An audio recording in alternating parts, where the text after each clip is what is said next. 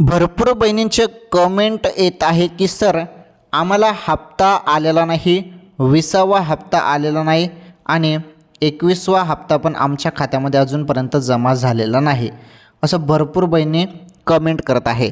आता या बहिणी कमेंट का करून असं विचारत आहे की 2 महिन्याचे 3000 रुपये आलेले नाही म्हणून.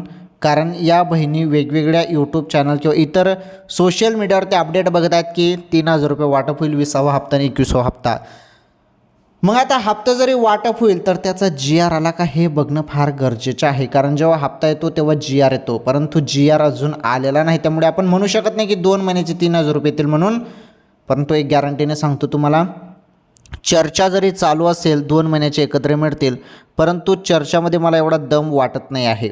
ओके, चर्चामध्ये एवढा दम वाटत नाही आहे.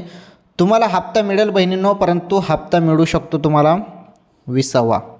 ओके, 20वा हप्त्याचे तुमच्या खात्यामध्ये 1500 रुपये जमा होऊ शकतात. आणि हे जे काही पैसे आहेत, हे पैसे जेव्हा तुम्हाला जमा होतील तेव्हा काही बहिणींनी KYC आता दुरुस्ती केलेलं आहे, त्यांचे ते मागील हप्ते पण त्यांचे जमा होतील, जेवढे हप्ते त्यांचे थांबलेले असतील.